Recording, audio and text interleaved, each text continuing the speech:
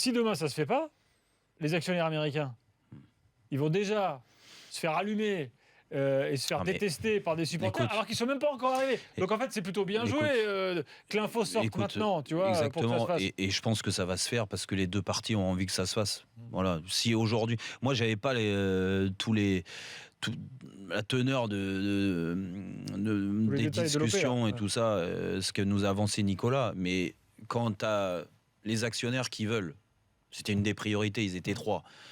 Thierry Henry a donné son accord, et ça, moi, j'en doutais pas. Écoute, je vois pas comment ça peut pas se faire. Thierry Henry, il sait exactement, là pour rebondir sur les propos de Samy, il sait exactement ce qu'il va avoir entre les mains. C'est sûr que c'est pas Manchester United, c'est pas une équipe anglaise du haut de tableau. Il va falloir qu'avec cette équipe, il y ait aussi des ambitions. Et je pense que cette réunion va servir aussi à ça. Il n'y a pas que la négociation de contrat dedans ou les éventuelles recrues, parce que là, on est tard dans le mercato. Donc, il faut pas non plus se leurrer. Il va pas avoir 5 joueurs d'un seul coup. S'il en a 2, c'est déjà bien. Donc, à partir de là, c'est les ambitions affichées publiquement du club, des dirigeants, qui seront jouables pour Thierry ou pas.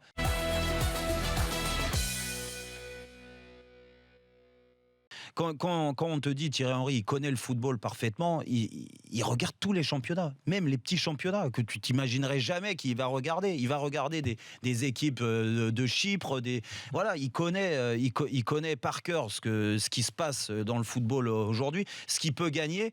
Et je pense que ce qu'il a en plus de ça, l'auditeur disait, il va s'inspirer de Guardiola parce qu'il a eu Guardiola à Barcelone.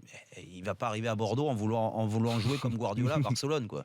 C'est-à-dire, il a cette intelligence-là, ce recul. Non, mais bon, t'as des mecs qui sont omnibulés par une façon de jouer. Et là, de toute façon, dans mon avis tranché tout à l'heure, on en parlera. Mais il y a plusieurs façons de jouer au football. Et c'est plutôt l'intelligence de l'entraîneur qui fait la différence. À savoir, voilà, avec eux, je peux jouer comme ça, je vais faire ça, je vais essayer de mettre ça en place. Tu l'as vu, toi? Enfin, tu l'as côtoyé un peu, Henry? Ouais, je le côtoie un petit peu, je le connais un peu. Après, ça résume ce que... De toute façon, Jérôme, il a entièrement raison. C'est un passionné, c'est... Même moi qui est entraîneur, j'aimerais bien être entraîné par lui. Donc voilà, ils ont tout à apprendre. Tant mieux pour Bordeaux s'ils arrivent à prendre Titi. Après, il vient pas tout seul. Déjà, s'il vient avec Grimandi, déjà, il vient avec un nom. Il vient avec un nom. Grimandi, il a été recruteur toutes ces dernières années. Recruteur, donc, mais il en France, notamment pour Arsenal. Il a joué à Arsenal. Faut pas l'oublier. Donc ça reste un joueur qui a connu le haut niveau en Angleterre. Donc forcément, c'est un atout de plus dans ton staff.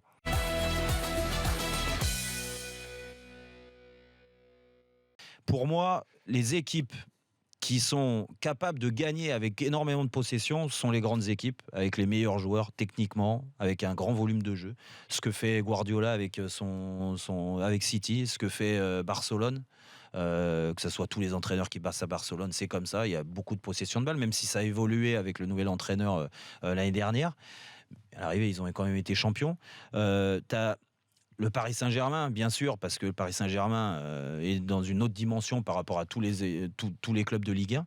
Mais après, mis à part le Paris Saint-Germain, quand tu regardes les équipes déjà les grosses équipes, je vais prendre l'exemple de Monaco et de Marseille.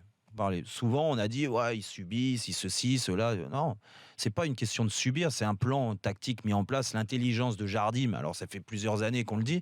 Alors, lui, il a été décrié sur les premières années. Rappelle-toi, Monaco, il refuse le jeu, il joue pas, mais il gagnait les matchs. Mais pourquoi il gagnait les matchs? C'était pas parce que c'est pile ou face. C'est qu'il y avait une stratégie très simple. Nous, on n'est pas là pour avoir la possession de balle. Quand ils peuvent l'avoir, ils l'ont.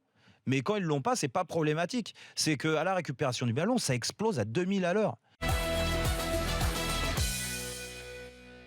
L'équipe de France, ils ont pas pris trop de buts, ils sont champions du monde. Les équipes qui prennent moins de buts en championnat, c'est les équipes qu'on retrouve en haut du tableau. Forcément. Après, déjà, apprendre à bien défendre, comme je disais Jérôme, c'est un art. La première des choses, c'est de bien défendre pour concéder le moins d'occasions possible. Pour une fois qu'on ait le ballon, là, je vais leur demander une chose totalement différente, c'est de se projeter vers l'avant. Il y a des transitions, ça dépend des circonstances, mais soit des transitions rapides ou des attaques placées. Parce que des fois, il faut savoir mettre le pied sur le ballon pour temporiser. Il ne faut pas tout faire non plus à 2000 à l'heure. Donc déjà, bien défendre, leur apprendre à bien défendre, puis après, leur apprendre à bien attaquer ou bien contre-attaquer.